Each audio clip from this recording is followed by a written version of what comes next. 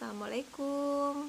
Di channel saya kali ini saya mau membagikan tips-tips atau cara-cara untuk menurunkan berat badan, dimana menurunkan berat badan ini tidak memerlukan banyak biaya ya teman-teman, karena diet enak, bahagia, menyenangkan atau DEBM ya teman-teman. Mungkin teman-teman udah pernah dengar ya DEBM, tapi di sini saya mau memberikan tips-tips karena ini pengalaman saya pribadi. Sebelumnya saya sudah melakukan diet ini, yang di awal diet itu memang awalnya saya merasa stres ya teman-teman, karena memang berat badan saya waktu itu 68 kilo, sedangkan tinggi saya hanya 154, dan itu sudah overweight banget ya teman-teman, sehingga saya merasa itu keadaan tubuh saya tidak nyaman, terus terutama nyari baju susah. Terus yang paling berat saya rasa pada saat tidur itu sakit ya teman-teman, betis itu sakit, terus gak bisa tidur, terus pas bangun tidur itu kaki itu rasanya sakit dan tumit itu susah banget untuk nyentuh lantai. Karena apa? Itu kayak ketusuk-tusuk ya, itu tumitnya kayak ketusuk-tusuk, kayak ada jarum-jarumnya atau pakunya.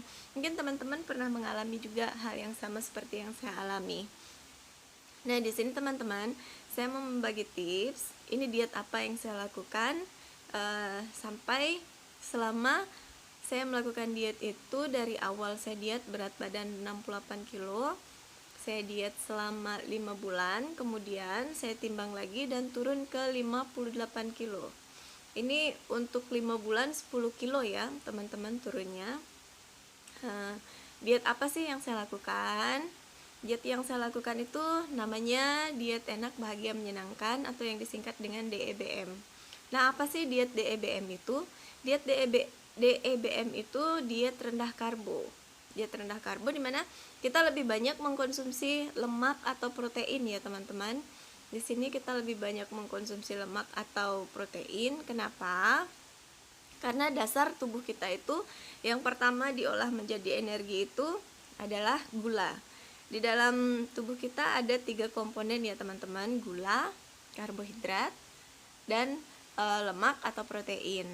Nah, di sini jika gula yang kita konsumsi itu banyak, maka gula itu yang akan pertama digunakan oleh tubuh sebagai energi yang akan diurai menjadi karbohidrat. Nah, karbohidrat itu yang akan digunakan sebagai energi teman-teman. Sehingga ketika kita makan yang bercampur dengan gula, karbohidrat, di dalamnya ada juga lemak, ada protein, maka 2 komponen gula dan karbohidrat ini yang diurai menjadi energi teman-teman, sehingga lemak atau protein itu akan tetap menumpuk di dalam tubuh karena tidak terurai menjadi energi.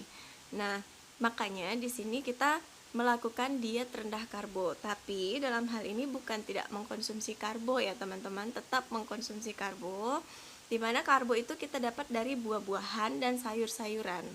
Jadi karbo itu tetap ada di dalam tubuh kita, tapi dengan kapasitasnya sangat-sangat minim ya. Kapasitas karbo yang masuk ke dalam tubuh kita itu sangat-sangat minim.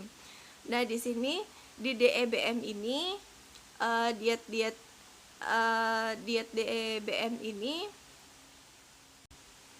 ada hal-hal yang harus kita perhatikan dalam diet DBM ini teman-teman. Ada 3 hal pokok ya teman-teman. 3 hal pokok. Apa sih itu 3 hal pokok itu? Yang pertama niat, yang kedua konsisten, yang ketiga itu usaha. Sama seperti biasanya, usaha itu tidak mengkhianati hasil teman-teman ya. Ketika kita betul-betul berusaha, hasil itu pasti akan ada. Nah, apa aja sih diet DEM itu? Apa aja yang boleh dimakan di DEM dan apa aja yang nggak boleh dimakan di DEM? Akan saya berikan ya teman-teman tipsnya. Jadi diet pemula itu seperti apa? Berikut akan saya jelaskan ya teman-teman ya. Nah, ini ya teman-teman cara start untuk pemula teman-teman ya. Nah, cara paling gampang memulai DEM itu yang merupakan diet tanpa obat, tanpa menahan lapar, nggak harus olahraga ya teman-teman ya. Itu yang pertama, itu kita wajib makan pagi. Makan pagi itu kita biasanya kan makannya pakai nasi kuning atau nasi atau roti atau yang mengandung banyak karbohidrat teman-teman ya. Tapi Kalau di DEM ini kita tidak boleh mengkonsumsi yang seperti itu. Jadi untuk sarapan pagi atau makan pagi ini kita hanya boleh mengkonsumsi telur, ikan, ayam, keju atau alpukat teman-teman ya. Dalam hal ini kita tidak mengkonsumsi sayuran dari pagi hingga jam 12 siang. Nanti untuk makan siang dan makan malamnya yang biasanya kita kalau konsumsi nasi atau mie atau buah, nah itu diganti dengan buncis, wortel atau sayuran daun teman-teman ya. Makan siang dan makan malam ini yang nasi sama mie itu diganti dengan buncis atau wortel teman-teman. Tetapi dalam hal ini kita harus tetap mengkonsumsi protein hewani. Dalam hal ini yang bisa didapat dari telur, ikan, ayam. Jadi dalam hal ini kita harus tetap mengkonsumsi protein hewani teman-teman ya, dari untuk makan siang dan makan malamnya. Terus biasanya jam 9 dan jam 3 sore itu kita biasanya mengalami lapar palsu teman-teman ya, rasa lapar, sehingga biasanya itu jam-jam kritis untuk ngemil. Tapi dalam DEM ini rasa lapar itu kita atasi dengan 3 gelas air putih teman-teman ya. Jadi kita wajib minum 3 gelas air putih di jam 9 dan jam 3 sore. Namun jika teman-teman misalkan ingin minum teh atau kopi, itu tidak masalah teman-teman ya, boleh minum teh atau kopi, tapi teh atau kopinya ini tidak boleh diberikan gula atau creamer. Gula yang boleh kita konsumsi di sini itu gula Tropicana atau kalau tidak gula diabetasol teman-teman ya, atau yang rendah gula atau yang rendah kalori, atau yang rendah kalori. Di sini kita konsumsinya itu hanya boleh 1 saset per hari. 1 saset per hari ya teman-teman. Nah, makan malam untuk pemula ini dibatasi jam 6 sore. Jadi jam 6 sore itu nggak boleh lagi konsumsi yang namanya buncis atau wortel atau sayur daun teman-teman ya. Nah, terus kalau malam lapar gimana? Kalau malam lapar tuh boleh makan, itu yang dimakan itu keju atau alpukat.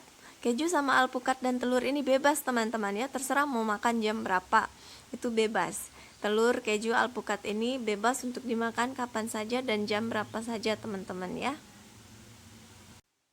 Untuk berikutnya juga di video-video saya yang berikutnya nanti akan saya bagikan resep-resep di mana makanan-makanan yang bisa dikonsumsi itu apa aja, terus gimana pengolahannya, terus apa aja yang bisa dikreasikan, nanti akan saya bagikan ya teman-teman di video saya selanjutnya.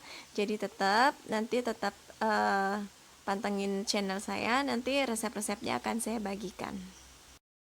Jadi ya teman-teman ya, tips dari saya bagi para pemula yang akan melakukan diet, diikuti saja teman-teman ya, yang penting niat, konsisten, dan usaha.